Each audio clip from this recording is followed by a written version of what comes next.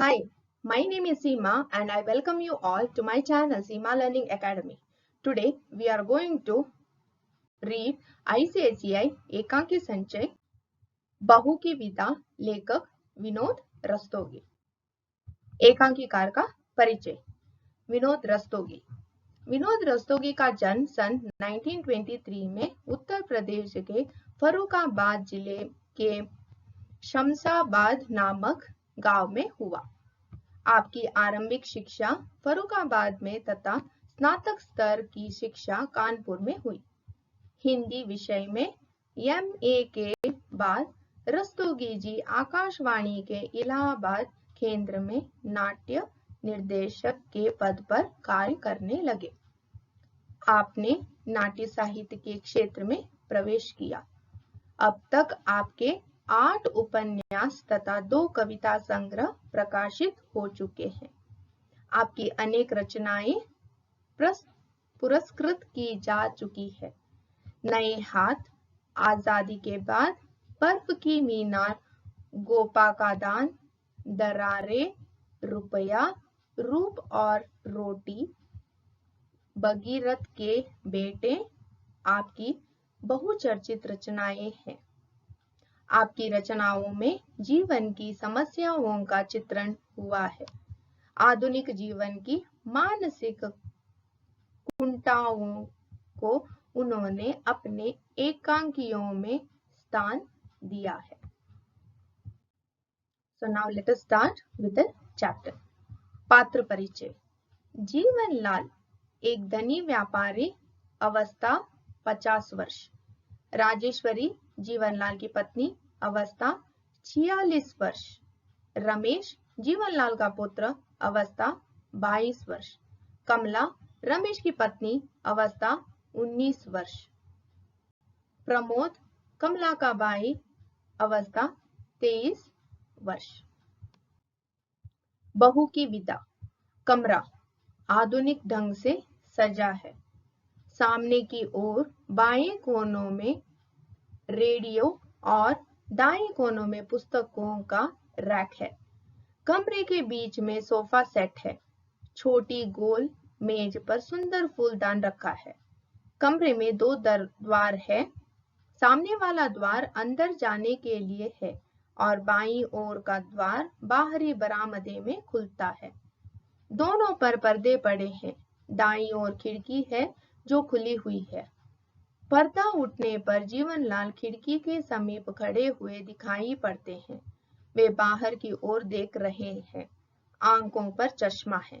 भरे हुए चेहरे पर बड़ी बड़ी मूंछें हैं। सिर गंजा है। धोती कुर्ता पहने हैं। मुख पर गंभीरता और समृद्धि के चिन्ह हैं। उनसे कुछ दूर हटकर ही प्रमोद विनम्र भाव से खड़ा है। वह पैंट और बुरशर्ट पहने हैं। चेहरे पर निराशाजन्य करुणा भाव है। प्रमोद आगे बढ़कर धीमे स्वर में, क्या निर्णय किया आपने? जीवनलाल, विदा नहीं होगी। प्रमोद, लेकिन जरा सोचिए तो, यदि आपने विदा नहीं की तो बहन की क्या दशा होगी? जीवनलाल, मैंने उसकी दशा का ठेका नहीं लिया। प्रमोद, हर लड़की पहला सावन अपनी सखी सहेलियों के साथ हंस खेल कर बिताने का सपना देखती है। जीवनलाल, जानता हूँ। जीवनलाल सोफे पर बैठकर जमुहाई लेते हैं, मानो प्रमोद की बातों से ऊब रहे हो। प्रमोद, यह जानकर भी। जीवनलाल, अपना निर्णय सुना चुका हूँ, विदा नहीं होगी। प्रमोद, यदि मैं कमला को बिना लिए ही गया तो माँ का हृदय टूट जाएगा। जीवनलाल, मैं मजबूर हूँ। अगर माँ बहन का इतना ही ख्याल था तो दहेज पूरा क्यों नहीं दिया? प्रमोद धीन स्वर में, अपनी सामर्थ्य के अनुसार जितना भी हो सका हमने दे दिया। फिर भी अगर। जीवनलाल कड़े स्वर में, अगर तुम्हारी सामर्थ्य कम थी तो अपनी बराबरी का घर देखते। झोपड़ी में रहकर महल से नाता क्यों जोड़ा? प्रमोद हाथ जोड़कर, जीवनलाल, उठकर आवेश से टहलते हुए, देना तो दूर, बारात की खातिर भी ठीक से नहीं की गई। मेरे नाम पर जो धब्बा लगा, मेरे शान को जो ठेस पहुंची, बड़ी बिरादरी में जो हंसी हुई, उस करारी चोट का घाव आज भी हरा है। जाओ, कह देना अपनी माँ से कि अगर बेटी की विदा कराना चाहती है तो पहले उस घाव के लिए मरहम भेजे। प्रमोद, जी, आप इस समय तो विदा कर दे। हम गौने में अपनी आपकी हर मांग पूरी करने की चेष्टा करेंगे। जीवनलाल, मैंने दुनिया देखी है प्रमोद, ये बाल धूप में सफेद नहीं हुए हैं। और तुम, उत्तेजित स्वर में, कल के छोकरे मुझे बेवकूफ बनाना चाहते हो? प्रमोद, यह आप क्या कह रहे हैं? जीवनलाल, ठीक कह रहा हूं, मेरा फैसला आखिरी है। विदा तभी होगी जब 5,000 नकद दायां हाथ फैलाकर इस हाथ में रख दोगे। प्रमोद आवेश में, यह तो सरासर अन्याय है। शिकायत आपको हमसे है। उस भोली भाली लड़की ने आपका क्या बिगाड़ा है जो विदा न करके आप उससे बदला ले रहे हैं? अगर रमेश बाबू होते, जीवनलाल, तो वह क्या कर लेता? मेरे सामने मुंह खोलने की हिम्मत नहीं है उसमें। वो मेरा बेटा है। तुम्हारी तरह बड़ों के मुंह लगने की बदतमीजी करने वाला कोई आवारा छोकरा नहीं। प्रमोद अपमान से तिल मिलाकर, बाबूजी, बेटी वाला समझकर ही आप मेरा अपमान कर रहे हैं। किंतु यह न भूलिए कि आप भी बेटी वाले हैं। जीवनलाल, हाँ, हम भी बेटी वाले हैं, लेकिन तुम्हारी तरह नहीं। पिछले महीने हमने भी अपनी गौरी की शादी की है। वह खातिरदारी की बारात वाले दंग रह गए। इतना दहेज दिया कि देखने वालों ने दांतों तले उंगली दबा ली। दर्द मिश्रित आवेश, तुम मेरी बराबरी करोगे? बेटी वाले होकर भी हमारी मूंछ ऊंची है, समझे? प्रमोद, जी। जीवनलाल, रमेश गया है गौरी को विदा कराने, कलाई पर बंदी घड़ी देकर। कुछ देर में उससे लेकर आता ही होगा। मेरी बेटी पहला सावन यहाँ बिताएगी। तुम्हारी बहन के सपने कभी पूरे नहीं होंगे और उसके सपनों के खून का दाग तुम्हारे हाथों और तुम्हारी माँ के आंचल पर होगा, समझे? प्रमोद व्यंग्य से, जो हमारी बहन है, क्या वह आपकी कोई नहीं है? जीवनलाल तेजी से, बेटी और बहू को एक ही तराजू पर तौलना चाहते हो? बेटी बेटी है और बहू बहू। प्रमोद, ठीक है, जब आप अपनी जिद पर अड़े हैं तो विनती करना व्यर्थ है। रुककर धीमे स्वर में, क्या जाने से पहले एक बार बहन से मिल सकता हूँ? जीवनलाल, जरूर, और हाँ, उसे यह भी बताते जाना कि अगली बार मेरे लिए मरहम लेकर विदा कराने कब आओगे। ऊंचे स्वर में, अरे सुनती हो गौरी की माँ, जरा बहू को भेज अपने भाई से मिलने आकर। सहज स्वर में, मैं तब तक एक देखे कि माली के बच्चे ने झूला डाला या नहीं। द्वार की ओर बढ़ते हैं। द्वार का पर्दा हटाकर मुड़ते हुए, गौरी के लिए झूला डलवा रहा हूँ लॉन में। जीवनलाल का प्रस्थान। प्रमोद थकासा सोफे पर बैठ जाता है। अंदर से कमला आती है। चांद से सुंदर मुखड़े पर उदासी की घटा है। हाथों में लाल चूड़ियां हैं। रेशमी साड़ी, ब्लाउज पहने हैं। प्रमोद के पास जाकर चुपचाप खड़ी हो जाती है, सिर नीचा किए। प्रमोद भारी स्वर में, बैठ जाओ कमला। कमला पास ही बैठ जाती है। प्रमोद आर्द्र स्वर में, पागल मत बनो कमला, रो मत, मैं कहता हूँ रो मत। इन मोतियों का मूल्य समझने वाला यहाँ कोई नहीं है। पानी से पत्थर नहीं पिघल सकता। कमला, सिसकती हुई। भैया क्या? प्रमोद, घबराओ मत, मैं जल्दी ही फिर आऊंगा और उस बार विदा अवश्य होगी, क्योंकि मैं चोट का मरहम लेकर आऊंगा। कमला न समझने के ढंग से, मरहम? प्रमोद, हाँ कमला, हमारे व्यवहार से बाबूजी के कलेजे में घाव हो गया है। उन्हें मरहम चाहिए और उस मरहम की कीमत है 5,000 रुपए। कमला चौंक कर बाई की ओर देखती है। प्रमोद, तुम चिंता न करो कमला, मरहम का प्रबंध हो जाएगा। इस गिरे हाल में भी मकान 7-8 हजार में तो बिक ही जाएगा। कमला व्याकुलतापूर्ण आग्रह से, मेरी विदा के लिए घर न बेचना भैया, आपको मेरी सुख सौहाग की सौगंध है। प्रमोद, यह क्या कह रही हो तुम? क्या तुम नहीं चाहती कि पहला सावन सखी सहेलियों के साथ माँ के घर बिताओ? कमला, किस लड़की की यह कामना नहीं होगी भैया, लेकिन उस कामना की पूर्ति के लिए इतनी बड़ी कीमत चुकाना कहाँ तक ठीक है? 1-2 साल में विमला का ब्याह भी आपको कराना है। आवेश में आकर प्रमोद बीच में ही, लेकिन तुम। कमला, मेरी चिंता आप न करो, सच, विदा न होने से मुझे जरा भी दुख न होगा। प्रमोद, कमला, कमला, गौरी आ रही है, बहुत अच्छा स्वभाव है, उसका हर समय हंसती हंसती ही रहती है। उसके साथ रहकर मुझे सखी सहेलियों की कमी बिल्कुल नहीं अकरेगी, आप विश्वास करें भैया।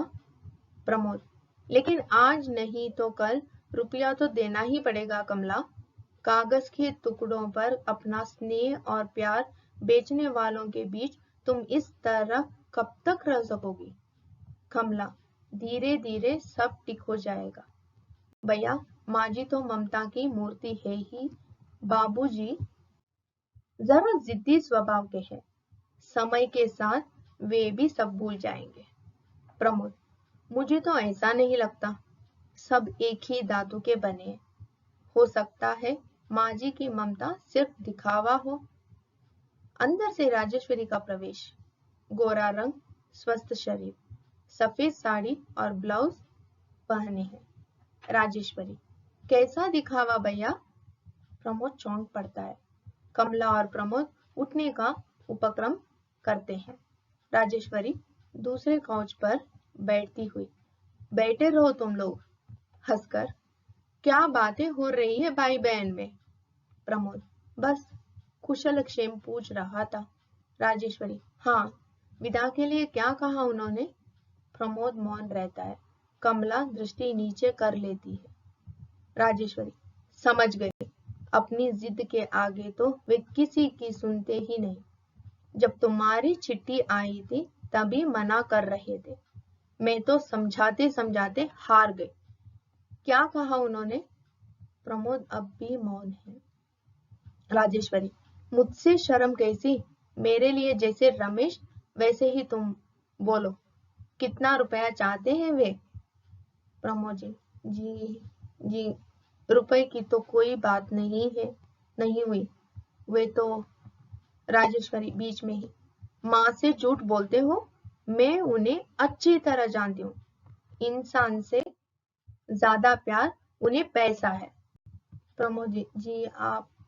राजेश्वरी प्रमोद की ओर गूढ़ दृष्टि से देखती हुई, बोलो कितना रुपया लेकर वे विदा करने को तैयार है? चुप क्यों हो, बताओ। प्रमोद धीमे और उदास स्वर में, 5,000। राजेश्वरी, बस, मैं देती हूँ तुम्हें रुपया। उनके मुंह पर मारकर कहना कि ये लो कागज के रंग बिरंगे टुकड़े जिन्हें तुम आदमी से ज्यादा प्यार करते हो। उठकर सामने वाले द्वार की ओर बढ़ती हुई, मैं अभी लाती हूँ। प्रमोद उठकर, ठहरिए माँ जी। राजेश्वरी रुक जाती है और मुड़कर प्रमोद की ओर देखती है। प्रमोद, मुझे रुपए नहीं चाहिए, मैं बिना विदा कराए ही जा रहा हूँ। कमला उसी प्रकार मूर्तिवत बैठी है। राजेश्वरी लौटती हुई, यह क्या कर रहे हो बेटा? मेरे रहते विदा न हो यह कभी नहीं हो सकता। मैं माँ हूँ, माँ के दिल को समझती हूँ। भारी स्वर में, जिस तरह उतावली होकर मैं गौरी की राह देख रही हूँ, उसी तरह तुम्हारी माँ भी कमला की राह देख रही होगी। नहीं विदा जरूर होगी, तुम अकेले नहीं जाओगे। कमर से कुंजियों का गुच्छा निकालकर कमला की ओर बढ़ाती हुई, जा बेटी, तिजोरी से रुपए निकाल ला। कमला गुच्छा लेने के लिए हाथ आगे नहीं बढ़ाती। प्रमोद खिड़की की ओर मंद गति से बढ़ता है। राजेश्वरी, जाती क्यों नहीं? गुच्छा कमला के हाथ में थमाती हुई, जल्दी कर। कमला लौट उठकर माजी करती है और फिर सिसकने लगती है। राजेश्वरी मेरी बेटी कहकर उसे हृदय से लगा लेती है। प्रमोद खिड़की से बाहर की ओर देखने लगता है। जीवनलाल बाहर से, अरे सुनती हो, गौरी के आने का समय हो गया और तुमने स्वागत की कोई तैयारी नहीं की। राजेश्वरी कमला से, जा बेटी तू अंदर जा। कमला अंदर जाती है। प्रमोद मुड़कर बाहर वाले द्वार की ओर देखता है, जिधर से जीवनलाल आते हैं। जीवनलाल, अरे तुम यहाँ खड़ी हो, जाकर तैयारी करो स्वागत की। जरा यह भी तो देखे कि नाक वाले अपनी बेटी का स्वागत कैसे करते हैं। राजेश्वर चिढ़कर, गालियों के अलावा कभी सीधी बात नहीं निकलती मुंह से, जब देखो तब बेढंगी बातें। जीवनलाल, यह लो, इसमें कौन सी गाली दे दी मैंने? राजेश्वरी, तुम समझते हो कि दुनिया में एक तुम ही नाक वाले हो और सब नकटे हैं। जीवनलाल, तुम्हें तो मेरी हर बात में बुराई ही दिखाई देती है। प्रमोद, तुम ही बताओ, मैंने कोई बुरी बात कही है? प्रमोद धीरे धीरे आगे बढ़ता हुआ, ठीक ही कहा है आपने। आज के युग में पैसा ही नाक और मूंछ है। जिसके पास पैसा नहीं वह नाक मूंछ होते हुए भी नकटा है। मूंछ खटा है। नेपथ्य से हॉर्न का स्वर। राजेश्वरी प्रसन्न स्वर में, आ गई मेरी गौरी। राजेश्वरी से, अरे खड़ी खड़ी मेरा मुंह क्या देख रही हो? अंदर से मिठाई का थाल लाओ। राजेश्वरी उसी प्रकार खड़ी रहती है। उसकी दृष्टि बाहर वाले द्वार की ओर है। प्रमोद भी उसी ओर देख रहा है। अंदर वाले द्वार के पर्दे की ओट में कमला खड़ी है। बाहर से उसका हाथ दिखाई पड़ रहा है। जीवनलाल बड़े उत्साह से द्वार की ओर बढ़ते हैं। तभी बाहर से रमेश आता है। एक हरे बदन का सुंदर नवयुवक है। वह पैंट और कमीज पहने है। हाथ में बरसाती कोट है। चेहरे पर उदासी की चिन्ह है। बरसाती कोट को कोच पर रखकर चुपचाप खड़ा हो जाता है। जीवनलाल बाहर वाले द्वार का पर्दा हटाकर बाहर झांकने के बाद घबराए हुए स्वर में, गौरी कहाँ है? रमेश धीमे स्वर में, वह नहीं आई। जीवनलाल, नहीं आई? क्यों? तबीयत तो ठीक है उसकी। रमेश, जी हाँ। जीवनलाल, फिर? रमेश, उन्होंने विदा नहीं की। राजेश्वरी हतप्रभ सी कोच पर बैठ जाती है। कमला के हाथ में कंपन होता है, जिससे पर्दा भी हिल जाता है। प्रमोद बड़े ध्यान से जीवनलाल की ओर देख रहा है। जीवनलाल जैसे किसी ने छाती पर घूसा मार दिया हो। विदा नहीं की? क्यों नहीं की विदा? रमेश कह रहे थे दहेज पूरा नहीं दिया गया। जीवनलाल बिगड़कर, हमने तो जीवन भर की कमाई दे दी और उनकी नजर में दहेज पूरा नहीं दिया गया, लोभी कहीं के। राजेश्वरी उठकर, उन्हें क्यों भला बुरा कर रहे हो? बेटी वाले चाहे अपना घर द्वार बेच कर दे दे, पर बेटे वालों की नाक भौं है, सिकुड़ ही रहते हैं। जीवनलाल, मगर शराफत और इंसानियत। राजेश्वरी बीच में ही, अब शराफत और इंसानियत की दुहाई देते हो? कुछ देर पहले तो। जीवनलाल, चुप रहो तुम। राजेश्वरी, बहुत चुप रही, अब नहीं रहूंगी। आखिर क्या कमी है बहू के दहेज में, मगर तुम हो कि। जीवनलाल अनसुनी करके, मेरी बेटी की विदा न करके उन्होंने मेरा अपमान किया है। मैं राजेश्वरी, तुम भी तो किसी की बेटी की विदा न करके अपमान कर रहे हो किसी का। जीवनलाल चीखकर, गौरी की माँ। राजेश्वरी, अब भी आंखें नहीं खुली? जो व्यवहार अपनी बेटी के लिए तुम दूसरों से चाहते हो वही दूसरे की बेटी को भी दो। जब तक बहू और बेटी को एक साथ नहीं समझोगे ना तुम्हें सुख मिलेगा और ना शांति। जीवनलाल बेचैनी से इधर उधर टहलते हैं। वे हाथ मल रहे हैं, सिर नीचे झुका है। प्रमोद रमेश के पास जाकर खड़ा हो जाता है। जीवनलाल, बहू और बेटी, बेटी और बहू, अजीब उलझन है, कुछ समझ में नहीं आता। राजेश्वरी, अगर हर बेटे वाला यह याद रखे कि वह बेटी वाला भी है तो सब उलझने सुलझ जाए। जीवनलाल रुककर पत्नी की ओर देखते हुए, शायद तुम ठीक कहती हो। प्रमोद आगे बढ़कर धीमे स्वर में, अब मुझे आज्ञा दीजिए बाबूजी। जीवनलाल चौंकर, प्रमोद, मेरी गाड़ी का समय हो रहा है, मैं जा रहा हूँ।